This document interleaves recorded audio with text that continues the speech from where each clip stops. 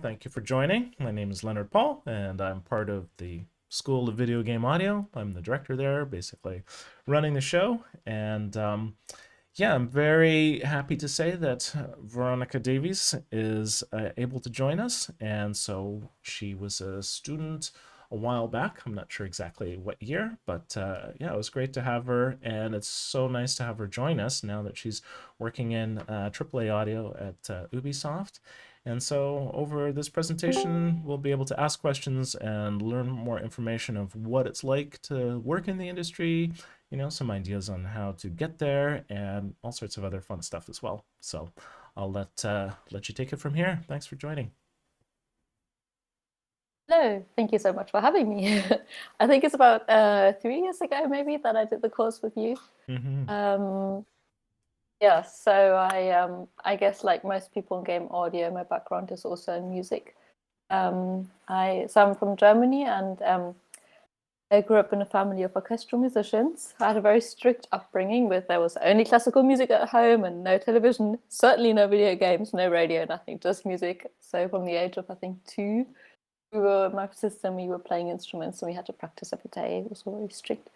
Um, and when I was, I think, 16, in my teenage years, I became really heavily involved in the drum and bass music scene, and I started DJing and had to go against all the classical stuff that I learned. And then after high school, moved to London to study music technology and production. And there I got more interested in music technology, and in I think I wanted to just learn more about recording music and acoustics and all these things. So I thought, why not do an internship in a recording studio? Obviously, in London, it's impossible to get into a recording studio, but I thought I'd try anyway. I contacted absolutely every studio in London and said, can I just work for free? I just want to learn. And they all said, no, no, no. And then one guy came back to me and he said, we don't really offer internships. But you can sort of come and work for free, but you're not going to have a social life because hours are really long. We work every day, sort of 16 hours a day. But if you want to do that, why don't you come around for a chat? And I remember going there and I was like, yep, I'll clean your toilets, I'll wipe your floors. I don't want to get paid. It's fine. I just want to learn. When can I start? So there was no way out for him, really. And then that's what I did. I cleaned toilets and I wiped floors and I made tea, and I was spoken to like shit. Either that or Aw. ignored or shouted at. But I learned a lot. It was good. No, really, I learned a lot. So it was a good experience after all. And then from there, I think while I was doing that, yeah, we were doing a bit of compositional film music at uni. And I thought I'll miss the creative part of sound and music. So I kind of got into film scoring and then did my master's in film scoring. Really enjoyed that. After that, went to LA for some internships. I think I did 3 internships at the same time at once, and then it was 2. And the main one was I got in touch with a music editor in LA and said, I don't actually know what music editors do. That job doesn't exist in Europe. I just want to learn, and can I come and help you out? And we had a chat and got along, and we're actually still really good friends now. And then after that, I didn't know what to do. So then you have all these music degrees, and what do you do with a music degree, right? I mean, it's all fun, but what do you do with it? So I had no idea. And my sister said, why don't you come to Hamburg and live with me until you know what you're going to do? And she was working in a post-production agency for TV commercials, and said, actually, they need someone for sound, for dialogue recording and audio design. And again, I said, I have no idea what that is, but yeah, sure, I'll take a look at it. And then the boss, my boss there, said, you fit really well into the team. Why don't you stay? So I stayed and I did dialogue recording, which I didn't enjoy at all. I found it really boring. And I did sound design. And that was the first time I really got into sound design. And I thought, this is fun. I would like to do more of that, but not in TV commercials.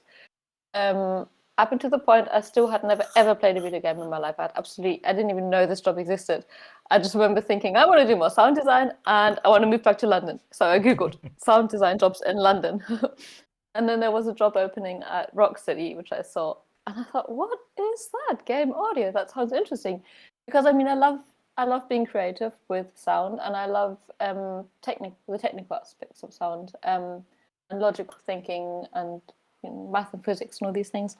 So that's, I think, when I got in touch with you. I was looking for courses, and I thought, your course looks really nice. It's really flexible, and it's open to all levels, and you can do it online, and you meet all these people. And I thought, well, this is great. So I remember starting the course with you and being absolutely frustrated because it was just all so new to me.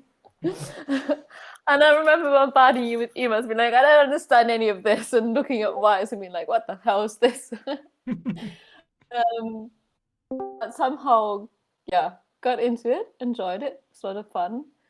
Um, and then, yeah, that was a really funny coincidence, actually. A friend of mine who works as an orchestral recording engineer in London, I told him about that I wanted to change career and go to games, and I said, do you know anyone in games by any chance? And he said, actually, there's one person, it's the audio director of Rocksteady in London.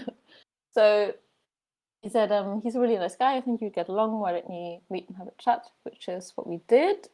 I didn't get the job there because I simply had absolutely zero experience with game audio. But then I just applied and applied and applied, and then I had a few interviews at Ubisoft, and they said, you have all the experience in sound design, but not implementation. But we have an internship position open. So I left my full-time job with a permanent contract in Germany when I just turned 30 years to start an internship to move back into a shared flat, it's just complete step backwards from where I was progressing towards, but just because I wanted to learn, I really wanted to work in games. And I had no idea. They said it's just going to be 6 months. We have no idea what's going to happen afterwards. And I thought, okay, I'll do it anyway. So I moved. That was still in Germany. And then after the 6 months, I got a contract, and I'm still with Ubisoft. Mm-hmm. Yeah. So when I started as an intern, I was assisting someone on Anno, doing a bit of sound design, and then then there's a game that's going to be released soon, The Settlers, and they needed someone there for music implementation, so I did that. And then about a year and a half ago, I started on Avatar. Mm-hmm. The game that was recently announced. That's all I can say about it, but I really enjoy it. It's a great game. And yeah, now I'm doing design and implementation. So that's exactly kind of what I love doing, because I love being technical. I love, all implementing in the game engine and visual programming, and I love designing. So I think this is what made me feel so drawn to the industry, even though I don't really play games, still Mm-hmm. not. But I love the job a lot, and I get really fascinated by the systems behind games and all of that. Mm-hmm. Now I talked a lot, sorry. No, But that's the that's story. great. No, that's a great overview of like your path into basically, yeah, your whole profession leading up to where you are right now. And I think one of the biggest things for people to hear is just that you're very persistent. Like you tried many different things, and that's sort of the way things happen. Is that I typically recommend that. It's just like if you really want something to happen, try it in many different ways. Try it from different angles, and don't get too discouraged by setbacks. It's not necessarily anything about you. It's just it's often just the environment. It's just the external factors, and after time you will often find a place that is a good fit for you.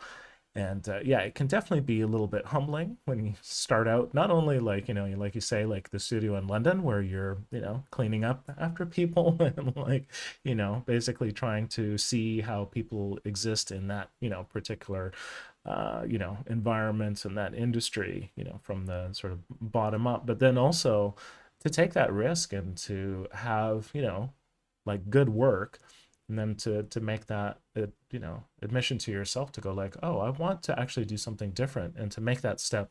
And sometimes that's a step down as far as like the amount of whatever income that you're getting, but that is sometimes the only way to move forward, is not to necessarily just stay in the same thing year after year and thinking that you're always going to build up.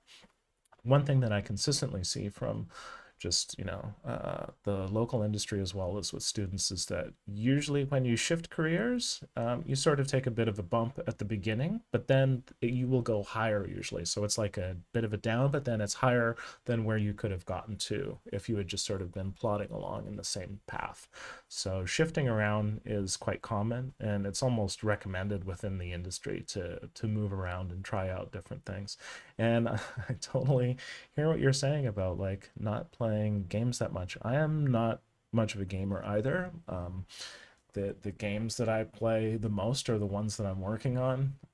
And if anything, I'm like a retro gamer, so I play like little games on the Super Nintendo. But yeah, as far as seeking out the latest whatever game it is, I find I do market research by just watching videos rather than like buying the game and playing them because I'm yeah, I think probably similarly I consider myself more of a music person to begin with, so I prefer to be creative when I have the spare time. But that's definitely not the case for a lot of people working in the industry. They just eat, breathe, sleep, dream about games, and uh, and that's totally cool too. I think it gives a different depth to what you can bring to games, but I think you can also bring a lot of depth from another area like music or whatever your other interests are.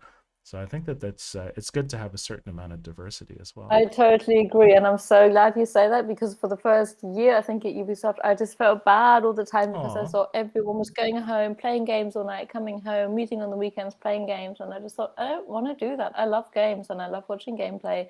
I love working on games, but I also love spending my spare time with other things. So, to understand that it's okay not to be wanting to play games all the time, but still doing a good job and enjoying the work that you do, I think is thing. Yeah. Yeah, I think it's important because it also with it like at some companies that have been at because that culture can be quite tight, where people like over lunchtime they're just talking about like, oh my gosh, did you and they're talking all about this stuff and I'm like, I have no clue.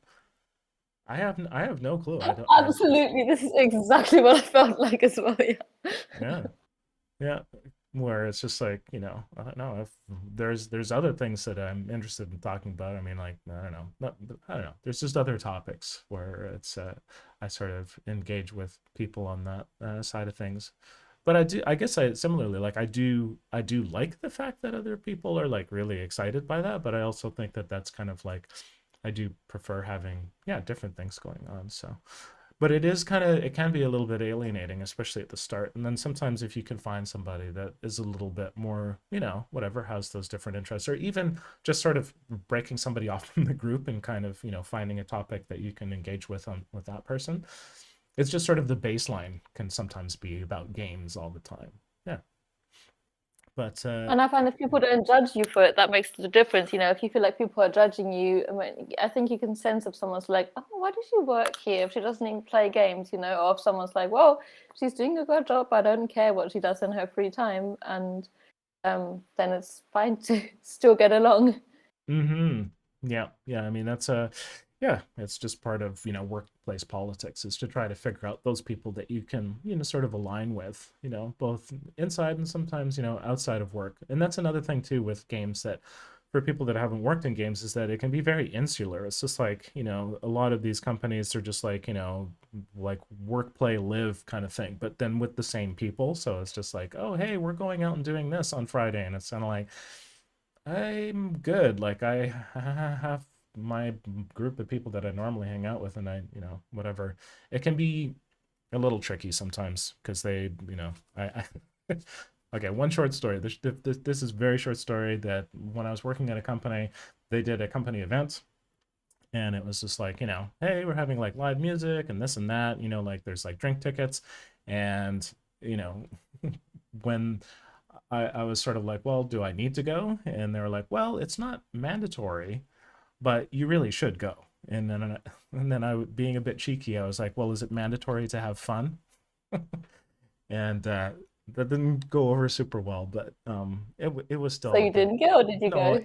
it was still a good time, but I just wanted to let the person know. It's just like, look, these events are good, the team building ones, but also sometimes if they're very enforced and it can feel a bit unnatural.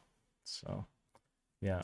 But yeah, it's a very cool career path that you have in lots of different locations. So you have like Hamburg in here, you have London, Los Angeles, and I guess you have ooh, is it Yeah, my master's Düsseldorf? was in Spain. That was in Valencia. Now I'm in Düsseldorf. Yeah. And Mm-hmm. actually, as of today, it's official. Literally, as of today, it's official that I'll be moving. I told you yesterday, I know. Yeah.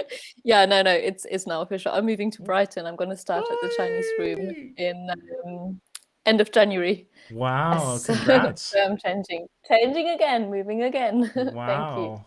Oh, that's Yeah, awesome. Wow. Congratulations on that. That's exciting. thank It's you. yeah. And that's a Yes. thing as well for people to understand that yeah, like if you want a career, it's good to be flexible and to always basically keep your head up because it can be very um like tunnel vision because there's so much work to do and it requires a lot of intense focus usually.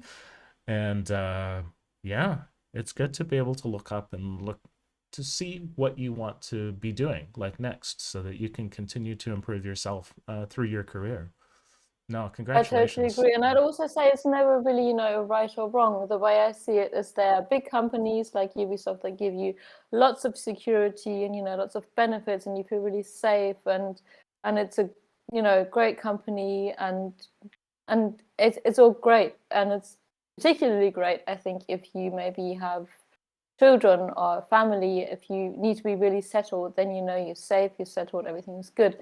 But and also in big company structures are sometimes a bit slower because there's a lot of bureaucracy involved and processes are a bit slower. Whereas then maybe if you go to a smaller indie company, you might not have that safety and security and all the benefits and all of that, but then you can maybe progress quicker from whatever being a junior to an intermediate. And so there's always downs and ups, and I think it's just what fits you. Do you want to be safe and secure, or do you want to be flexible and move and live out of a suitcase and throw your life away every 2 years and start a new challenge? I think it totally depends on the people, but there's no right or wrong really. Yeah, and that's one of the things that over the last it's been a long time happening, but people migrating from film that sort of happened sort of starting about 10-ish plus years ago. Because in film, like in Hollywood, like top level film, it's actually quite difficult to have that stability. I mean, we look at big feature films and we're just like, oh, Randy Tom, like, or whomever it is, like, they just, why are they worried about, whatever the security side of things because they're getting paid so much. But even at the top, it can be quite stressful because those folks in audio are all contractors in general. So whereas in games, that's at the top, it's typically because of the companies don't want their technology getting out. They have people in house doing the implementation.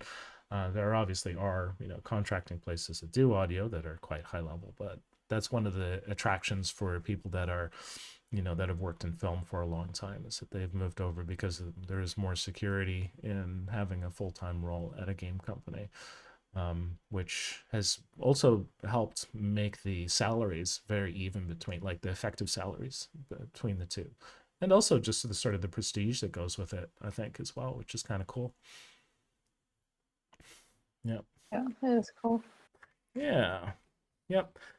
Oh gosh, what other questions? I guess so the game that you were working with, because it sounds like Avatar is still in progress, well for some folks I guess. But it's the game is still in progress. But as far as like digging into details, I guess the game before that you were working on music implementation, and I was wondering if I could pick your brain a little bit about that process and sort of describe as in as much detail as you're comfortable with sort of what your role was there and sort of what the interesting sort of challenges were, and yeah, basically what that time was like for you. It was it was exciting and it was challenging. I'm Mm. not so sure how much I can say, but the music system is like a unique sort of thing that never existed before. And so it was a lot of trial and error and a lot of work that had to be done manually. So lots of very, very tedious sort of filling in little things, and it wasn't so much being creative, it was just having to be very focused. And then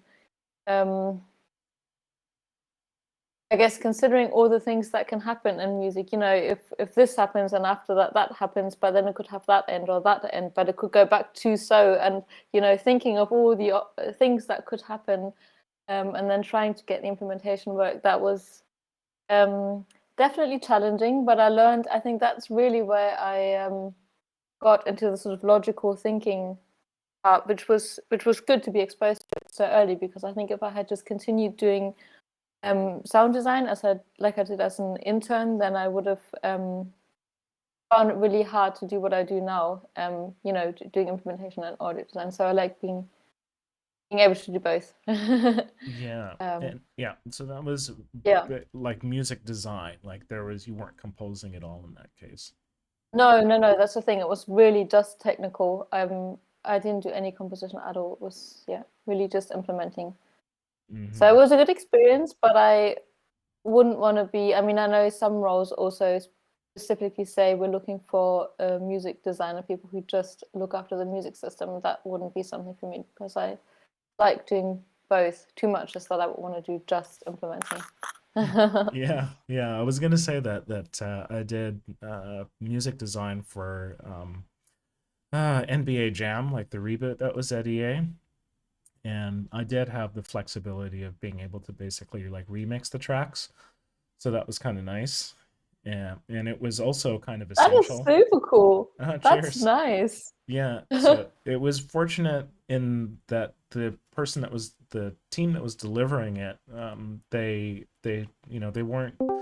It was the balance point of like where they were getting paid a certain amount, but they weren't getting sort of like paid enough to really put their whole focus on it. So they would give sort of in a sense like scratch tracks that were all stemmed out, and then from there I would take those and then put them into. At that time I was using FL Studio and then sort of like remix them, and then I had to bounce them off the team and stuff like that, and then did all the music implementation using a custom tool at EA.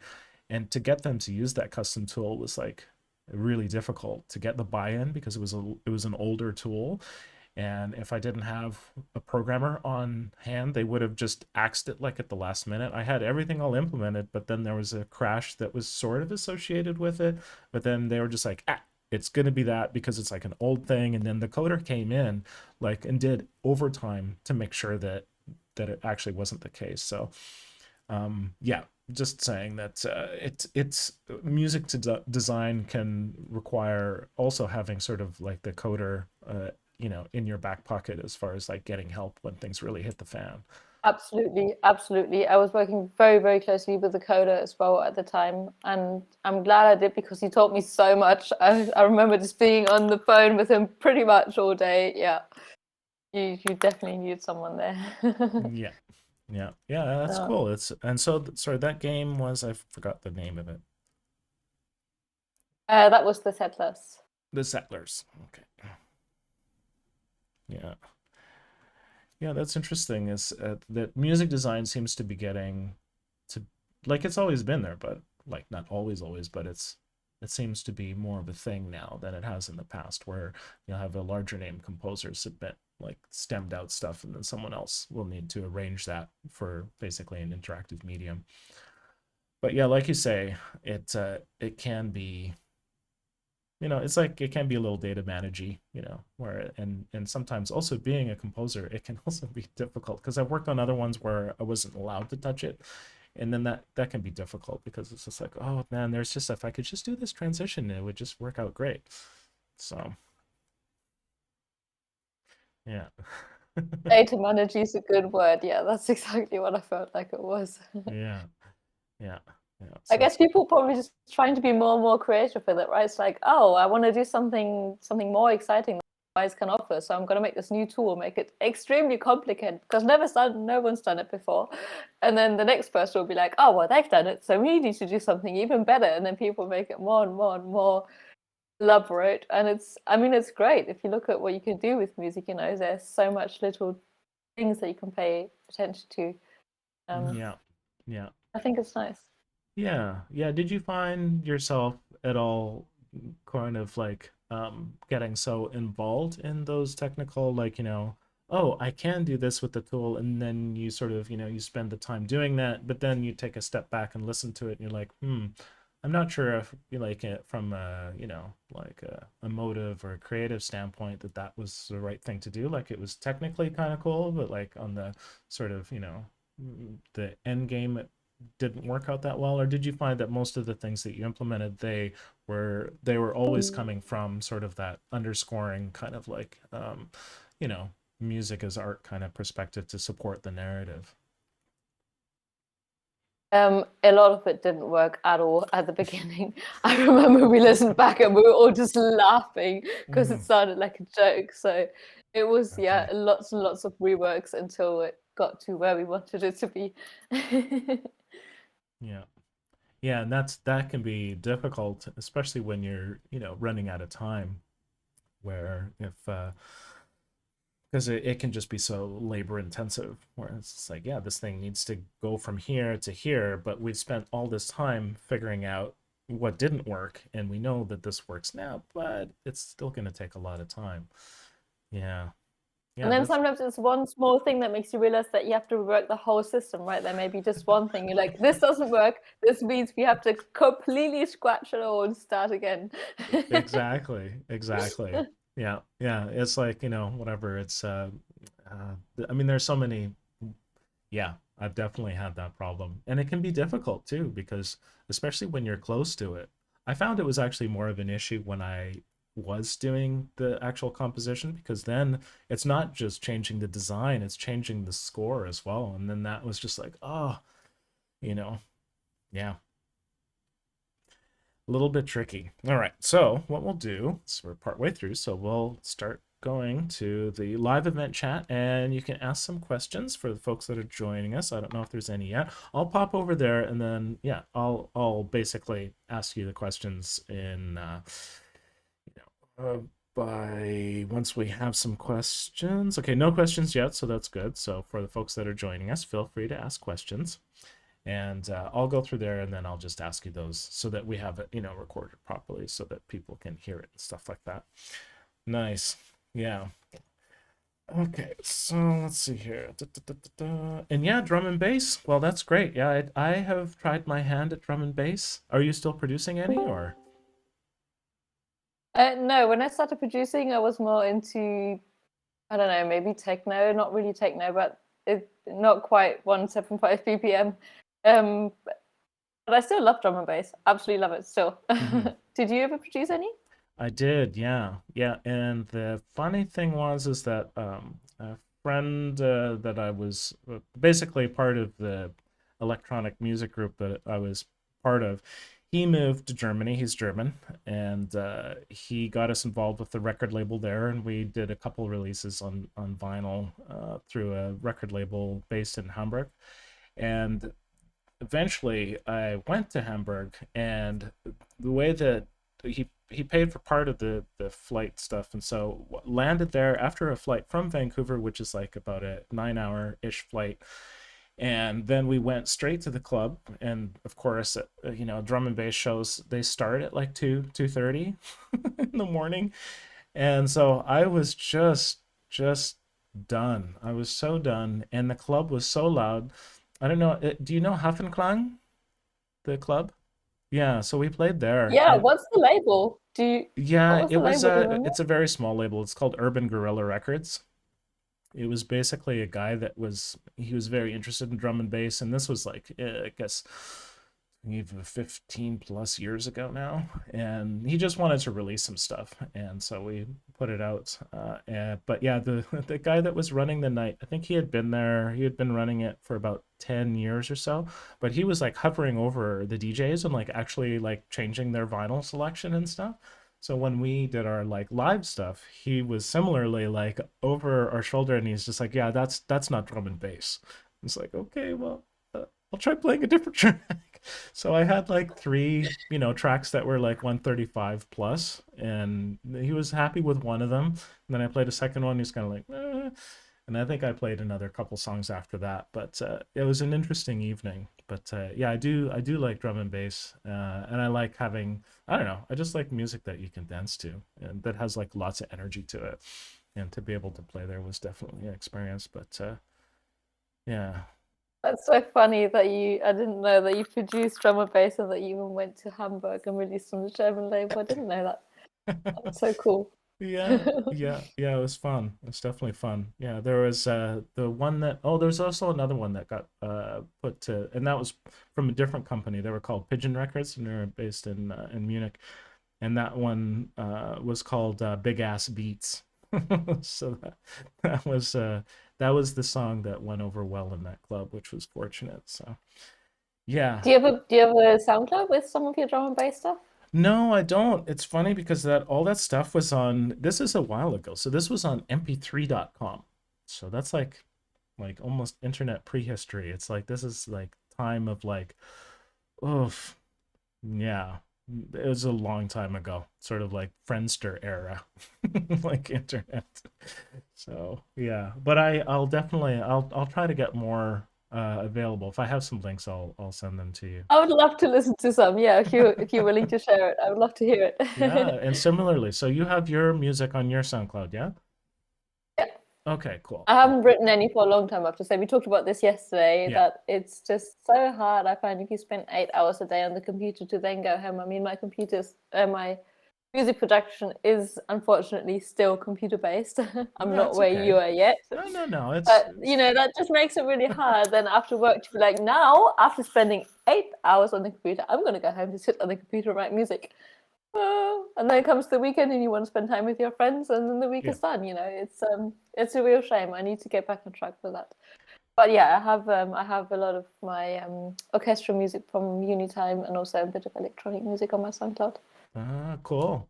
Cool. Well, we'll put that into the chat as well, so folks that are joining us can have a listen to your music as well, because maybe that'll also help inspire you to create more when you have more people that are wanting to listen to it. So, yeah, yeah. All right, let's jump. I'm gonna have a look at the live event chat, see if there's any questions yet. Oh, okay, great. We have a question from Julie. So she says, thank you so much for this interesting introduction. I see that many jobs in audio for games ask for a long, oh, I changed the window, ask for a long experience. Do you have any recommendations on how to get the experience? For example, should I look for some student projects and games at the start and do some sound design and implementation? She's looking for some direction there. Like, how do you get in when they're all asking for, all this huge background, previous background? Like, how do you get started? It's so hard. I agree. It's really, really hard. I know exactly what you mean, Julie. Yeah.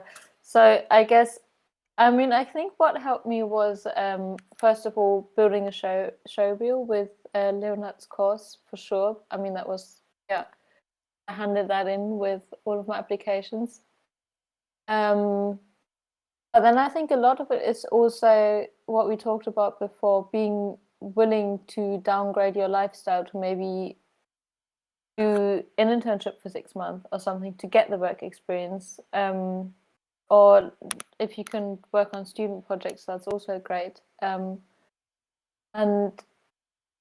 of course, showing that you really want to learn. I think being passionate and showing that you really want to learn and that you're willing to do whatever it takes to get a foot into the industry is really what the key was for me for all the jobs. I mean, if I think back, that's how I got into the recording studio. That's how I got my internship. That's how I got my first job in Hamburg, and that's how I got my job at Ubisoft. Just saying, I really, really want this. I'm really passionate about this, and whatever it takes, I'll do it. And yeah, I think Yeah, it's yeah, a that's cool. possibility. And everyone's path is so different, right? I mean, you hear Mm. some people who, I don't know, did really well in a student project and then got offered a job, or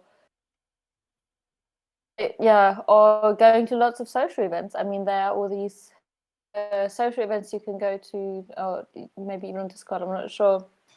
Um, yeah, I mean, that's just my opinion. I think if you're passionate and sociable and good at communicating with people, something will come along. It's probably tough at the beginning, but someone who used to work at Ubisoft as well, who's now freelancing, he's one of the most interesting people I've ever met. He's completely quirky in all possible ways, but he loves what he does so much, and you can just tell by the way he talks about it. He's like, oh, I've got all these projects. I'm working on 5 projects, and I never have a day off. And I wake up at 6 in the morning, and you think this is insane. This is an insane lifestyle, but you can see in his eyes how he just loves what he does. He's like, and I built this thing in my room, and then I'm recording this, and I've got these microphones, and it's just all completely nuts. But I think anyone would want to offer him a job just because they see that he loves what he does, and that's what he lives for. So for me, that's the main thing, the passion behind it. Mhm. Yeah, I think my question, sort of the follow-up question, is that I can see like with your personality that you are a person that is able to be in that you're comfortable-ish going into uncomfortable situations, like to change your living situation, to change your environment, the place that you're living, the people that you're associating with, and that like can work for some people, but I also know that for other people that are maybe more conservative, like I think that it's good to figure out a way of, if you are trying, I don't know, if you're just not as comfortable sort of putting yourself out there, I think that the second part of what you're saying, of just basically really showing your passion, even if you aren't a person that's like, like putting it out there all the time. I think it's still good to put it out there in a way that feels comfortable for you, so that people can understand that you have like a real intensity and passion about this thing, even if you're not a person that is, maybe on a person to person level, is able to sort of go like, oh, hey, this amazing, or thing that I'm really super interested in. I think it's still really important to, that's one of the nice things about the internet, is that you can put things out there relatively easily, like, either your demo reel or projects that you've worked on. And I think it's good to sort of publish, in a sense, what you're working on, and still also be comfortable with that as much as you can be, and not be too precious about, like, you know, because like when people put out their demo reel, I have a lot of students at this point that are just like, ah, yeah, I did that so many years ago. But that's just the thing. It's just like, I think it's important to know that one needs to start somewhere as well, just to put things out there, and people will obviously like look at that and go like, okay, even for people that have been in the industry a long time, and they look at a demo reel and they're like, okay, yeah, there's definitely maybe some issues with this, but this person has like a lot of potential. But if you never put it out there, you'll never know. Yeah. I totally agree, and I think also a lot of it goes to sort of the people skills side. I find if you, let's say there's a job opening, and if you can either approach the job opening by saying, I am amazing, look at how great I am, give me that job, or you can really research the company and see what's their culture like, what do they stand for, what are their values. And I mean, everyone loves to um, feel comfortable, be made to feel comfortable, however you want to say it. And I mean, that's also how I approached the Chinese room. I said, I absolutely love your working culture, and I see you win awards every year for best company to work for. And I was wondering, why is that? And I watched an interview with the creative director, and he said, there are a lot of people who apply here who are very, very skilled, who we don't hire because we simply don't feel like their personality fits into this team, which is why they have such a great team, because they're so selective about the personality. So they would rather pick someone who is a nice person, who's with good communication skills, than someone who's super skilled and just shouts around and bosses around people. So I think finding out what's their culture, and then aligning with that and saying, I love the way you think and the way you approach things, and maybe taking that route and going a bit away from, oh, well, I actually lack experience because I haven't really had a maybe try and leave that aside and just go on the more personal sort of level. Yeah. It works sometimes. Yeah. Yeah. No, I, like you say, it's, like it has literally worked for you, like just even just today. So that's incredible. That it's that thing of like, if you there's a company that you're interested in, you're like, oh, I don't have a chance, but still make it, whatever. Put a chance in there and see what happens. Because I think some people, yeah, when starting out, they'll think like, oh, if I apply to that company either too many times or, you know, I don't know, maybe I'm not necessarily ready yet. A lot of it is that the people that work at companies, they understand that. They're like, you won't necessarily know everything that you need to know before you start the job. And you might not be ready yet. But like you say, if you're a good person and like you're moving in the right direction, then making connections with those companies and those people is actually really important because sometimes they'll be like, well, actually, we're not hiring, but there's a person that's, hiring over here. Like that, just making more and more connections with, like you say, like good people that have like, that are similarly minded. Those kind of things will allow you to just have more opportunities. And I found that that's really helped me in my own path as well, is to just make those connections and not to be super nervous about like, oh, maybe they'll think this or maybe that. It's just, people will often try and help you out, like that are, and those are the people that you want to work with anyways. You don't necessarily want to be working with the people that are just like, yeah, your reel sucks and like you're suck and you like will never get anywhere. And it's just like, even if you got a job with them, do you really want to be working with that person every day? No. So, it's another way to see it as well, is that yeah, it's good to make those connections because you just never know what'll happen. Okay, cool. Well, we'll find another question here. Okay, so Jordan, what is something about music implementation that you learned on the Settlers that surprised you? And thank you for the presentation as well. So, what surprised you about working on music design with the Settlers? No surprises? Well, well, everything did because it was the first time I did it. I guess no, I guess it surprised me that there were parts that I really didn't enjoy. I mean, going from, Mm, making sounds all day as an intern, being treated all nicely and just making a bit of sounds here and there, and then being like, right, you're responsible for this music system now and you better make it work, and then running into all these errors and suddenly doing absolutely no creative work and just um I guess, yeah, what really surprised me is how, what I said before, how close you can get to where you want to be, and then suddenly you realize there's one little thing that doesn't work, but this one little thing means you have to rework the whole system. You have to basically throw away weeks of work just because that one thing that you didn't take into consideration. And there's so much to think about. What if this happens and then this happens and then this happens after that had happened? Oh, I didn't think about that. So then I guess we have to start again. oh, So it's that really what was surprising and frustrating, but also then very rewarding when at the end you got there and you realize you've learned something. mm-hmm. Yeah, that is definitely a different process going from the creative stuff, like you're saying, doing the sound design and sort of being, like, hey, I'm getting good at this, and then getting thrown into another area that is quite technical and also kind of like an unknown space. It sounded like, didn't necessarily have somebody that was just like, oh, yeah, yeah, here's the system that we used last time, and then you could basically just do this, and this, and then you'll be fine.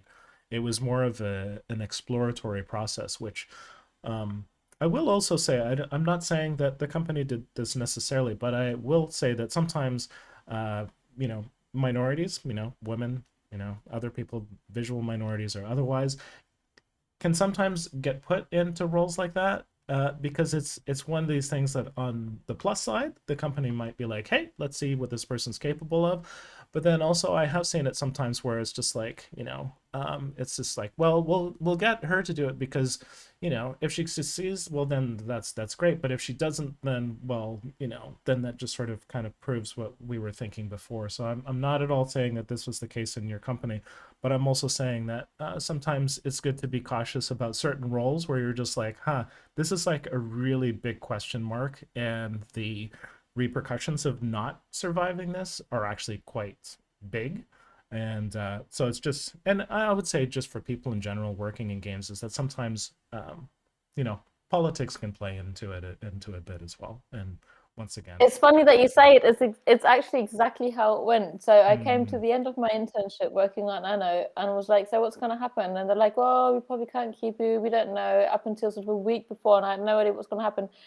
And then it was a weird coincidence. I added my audio director on LinkedIn as a friend, just because his name popped up. And then he looked at my page and he said, "Oh, I didn't know, Veronika, that you studied film scoring, that you went to Berkeley. You know, that's so you can write music." Oh, yeah, actually, because I really need someone for the music system. And you know, you're the only one with a music background, so I could really need your skills, which is why then I got the job. I mean, this is what got me the job, so I didn't dare really complaining about what I was doing. So thank you. yeah. And it was exactly like you said. I was thrown into it, and he said, "You're responsible for that now. Make it work. Let's see what she can do." Yeah. Which is, I think, it's always a good way to learn if you're just thrown into the cold water.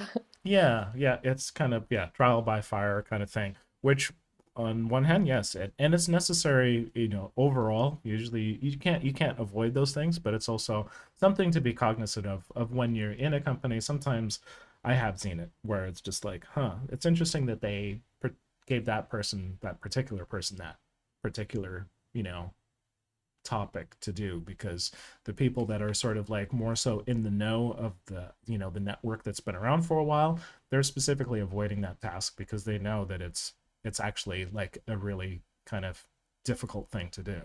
So yeah, anyways, it's just sort of a heads up, a general heads up for once working in the industry. Okay, we have another question here. So this is from Jeremy. So, is being endlessly interested in the subject the best way to shrug off naysayers or reject possible negative vibes or imposter syndrome as a new member in a team? So, I'll ask that one question first rather than trying to do two questions. So, basically, being endlessly interested, basically keeping up your own level of stoke slash, inspiration, the best way to shrug off like basically like negative feelings, or also people that, you know, will sort of think that yeah, like that whole imposter syndrome like issue that can happen if you feel like you're not necessarily a full member of the team. Yeah, that's a tough one. Yeah. That is such a tough one. I mean, yeah, I always tell people it took me, I think I was dreaming about work every night for the Oh, first 1 year and a half or something, literally every night. And I thought it was normal until someone said, "Oh my God, I dreamt about implementation last night." And I thought, yeah, well, I dream about that every night. And I think that was just the pressure of, my yeah. brain never stopped because like, no, you got to be good at this and you have to prove yourself and you have to.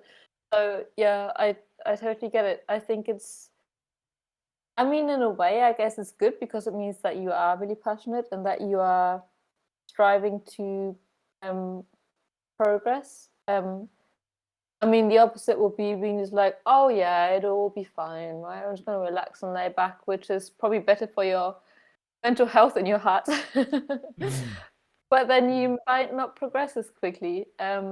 Whereas if you are so keen and so passionate, then I guess the imposter syndrome comes with it to a certain degree. And maybe what could help is talking to colleagues about it, being honest about it. And I think, and hearing that other people maybe feel the same, or maybe just being getting that comfort from other people here is saying, you're doing really well and don't worry, and just to get that confirmation that you're doing a good job. I find that helps. And I guess a good way then is, yeah, like I said, talk to your co-workers, talk to your colleagues about it and be honest about it. So once it's out, maybe it feels not so horrible anymore.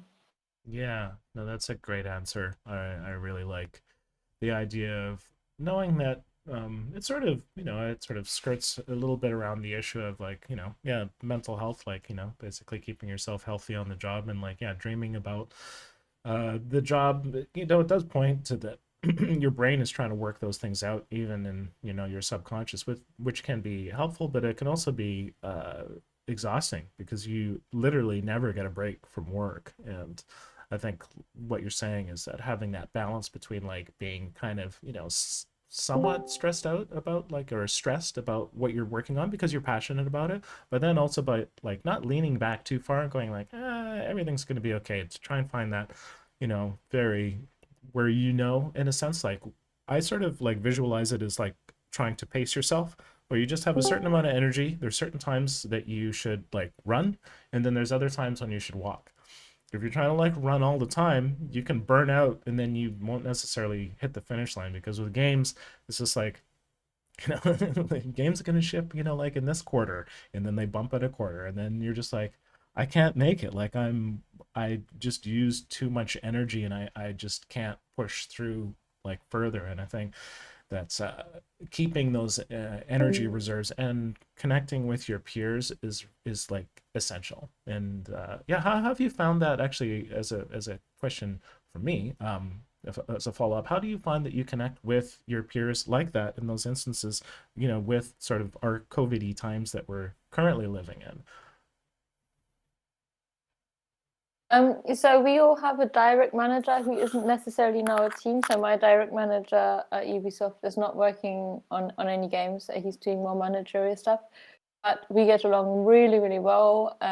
He's really calm and really, I just a really, really good person to talk to. And whenever I had any issues of feeling, I don't know, under pressure or feeling insecure about whether I was doing a good job or not, I could always contact him. So I think it's good to have that one sort of contact person is going to be there. You and listen to you, who gives you feedback. And then also we have regular feedback sessions anyway, where we talk about these things. And he would always ask, how do you feel? Is everything going okay? Do you have too much work? And I think it's always, just about talking about it with your direct manager or with other people, with anyone who you trust and who you feel comfortable with. That helps a lot, I think. Yeah, yeah, nice. I think he had another question as well. So he was saying, what are the most useful skills from your musical background that you find yourself actively using as a technical designer?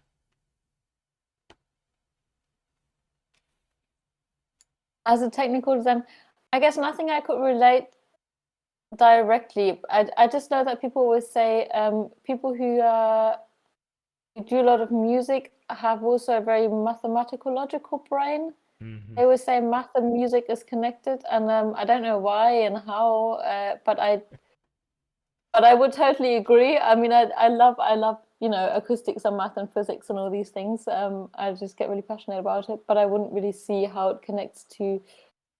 I mean, yeah, no, I can't really see a direct connection. I don't know. Can you? Why not? Mm, yeah, I think it's maybe just the basics of like just being comfortable with audio, where you have a Yeah, like passion using of, equalizers and compressors yeah. and plugins and DAWs and these sort of things. Or I guess in a way, if you write music, whether it's orchestral or acoustic or electronic, you're working with layers and frequency ranges and all these things. That's the same for sound design, but in terms of implementing, I don't really know. Yeah, no, I think that's the case. Is that sometimes I actually try to see music and sound design almost as like the same. So there's things when it's often when I get stuck with sound design where I'm just like, yeah, the sound isn't working, and then why isn't it working? And then I'm like, oh yeah, because there's actually like it's got a weird texture to it. And why does that have a weird texture? Well, maybe it's got some odd harmonics in there, or just the the contour is incorrect where there's and then also there's sometimes, yeah, there's like the mix, there's things conflicting with each other, which working with especially with electronic music, you have to be very careful with the mix so that things spectrally work really well. And I think that translates pretty well to sound design. But yeah, I don't know, as far as on the technical side, I guess just, yeah, same thing, like, yeah, working with computers, having a technical mind is helpful. um yeah. Yeah, I'm not sure. I put a similarly kind of like a bit of a question mark on that as well. Yep. Let's see if we have more questions. We're getting near the hour here, which is great. Da, da, da.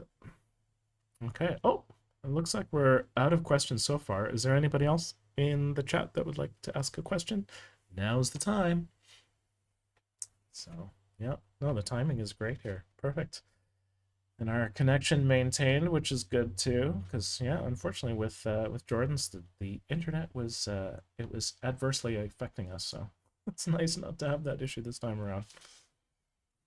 Yeah, and you're from even further away. We're like, was it 9-ish hours or something different or whatever? Because I'm in Canada, in Western Canada, and then you're over in Germany. So It's 7 p.m. here, and uh, it's what's the time where you are? Is that yeah, 10 it's a.m. or 10 something? o'clock in the morning here. So yeah, Yeah, that's nine hours nice. difference. Yeah, Yeah. yeah. Yeah, it's been a while since I actually had to collaborate like more real time with someone across time zones, but it was definitely difficult because in here we have to get up early so that we catch the Europeans as they finish their day. And because yeah, you really do not want to overlap with like, basically like the heading out of work, like the pub time that often happens after work. So yeah, yeah, and with the school, it's been nice that way too. Is that I basically made everything asynchronous so that we don't have to be online in any given moments. But once again, Jordan has done a great job working with the Discord and working with students directly so that they have support in the Discord if they need sort of more kind of like immediate help, which has just been a really helpful change that's happened quite recently. So yeah. Yeah, well, I guess one small question, because you brought up the Chinese room. Um, One of the things that we're talking about is yeah, just the idea of like, where they're saying like they're a fit for the team, not necessarily where you want to get like, oh, on paper this person is, they've got all this experience and stuff, but as a personality, it might be difficult for them to really fit in. And I think one of the kind of key takeaways from that is wanting to be part of a more like flat hierarchy where you're more collaborative rather than having like if you have someone that has like 20 years of experience that comes in as like an audio director and is not necessarily of that mindset, then I think that yeah, it can be sort of problematic in a structure where you want to have it sort of more flat. And I also think that on the diversity standpoint, it's almost required to try to basically make it a bit more of the meritocracy side on personal development and diversity, because if you're only feeding back into like, oh, this person has like 20 plus years of experience, in general the people that have solidified themselves in those roles are not diverse in general. I mean, overall. So I think it's nice to have a company that's really trying to break that apart, or at least really consider it, and to figure out how to bring in new and different ideas and hopefully create, continue to create amazing games. So whatever their process is really seems to have worked for them. I really do like their process. So yeah, congrats again on, being part of that. That's awesome. Thank you, thank you. I'm so so so excited to be starting with them soon. Yeah. Yeah. Oh, very nice. Yeah. Let's have a last look at the chat here. And I guess as we. Oh, okay. Here we do have one more. So Jeremy has another question. I imagine the biggest question is what do you recommend when moving to all those different countries? And thanks for the interview. So he's curious, how do you work with being such a globetrotter? How does that work? Um, well, it's it's a hassle every time. Actually, this time I thought I just want to be living like a minimalist, and I started reading about all these 100 things challenges and how people live with hardly anything because I'm just so tired of moving somewhere thinking, right, I'm going to settle here, I'm going to get a nice apartment, and then you get all this furniture, and then 2 years then you're kind of like, but there's another job which sounds good, and then you have to sell all your stuff, get rid of your flat, and move again. So I think unless you've been somewhere maybe for 2 or 3 years and you really feel like, yes, I'm going to stay here for a longer time, maybe just try and keep yourself minimalistic and flexible. And I mean, it's not just in terms of stuff that you accumulate, but also being okay with leaving lovely people behind. You know, you move somewhere, Mhm. it takes, I would say, at least on average 2 years to make friends that you really consider as friends and have your hobbies and your sort of routines and stuff, and then to leave that behind is always very, very hard. It's definitely not easy. So I guess again, it depends. Goes back to what I said before. Do you want to be somewhere stable and safe and secure with your family and your fixed circle of friends, or are you willing to give that up to progress faster?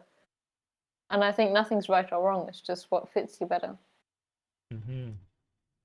Yeah, that's great. No, it's a very nice response for, yeah, it's a tricky question. Yeah, everybody's got their own emphasis on what's more important, either stability or, new things, basically, and new places and new persons. Cool. All right. Well, I think with that, what we'll do is we'll wrap. And thank you so much.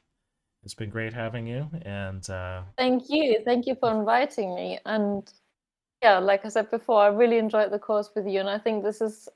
I mean, without the course, I probably would have never ended up where I am now because oh, it's really what got me started, what introduced me to the whole what is game audio, and having the chance to build that show reel with you and getting all the feedback, and it was a real pleasure. It was really definitely something that helped me a lot along my career oh, path.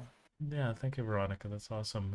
And I'm glad you were able to join us because this is really what the school is about, is to, you know, game audio is one thing, but to me, it really is to try to help support people to be able to do the things that they love to do and to have sustainable work so that they can do things outside of work as well, to have that, hopefully as a balance. And so I try to approach the school from that direction as far as the skills and things and the help that I'm able to give people in general. So, no, thank you. um cool. Well, and thanks everybody for joining us. This has been Yeah, great thank you fun. for listening, everyone. Cool. All right. Well, we'll wrap up there. And then, yeah, if we can basically just, if you can post maybe some of your contact information into the live event chat, like if you have a website or your SoundCloud, that would be great. And then if there's other ways that people might get in touch with you that you feel comfortable with, or if it's best for them to go through your website or whatever, that's fine. But yeah, and just in case people have follow up questions where they would prefer to maybe ask you directly or something, just to give an avenue for that. So thanks again, Veronica. And yeah, Thank you too. cheers. All Have a good right. day. Definitely. Bye, everyone. Okay. Bye, Bye. everyone. Thank you, Leonard. Bye. Cheers. Thank Bye. you.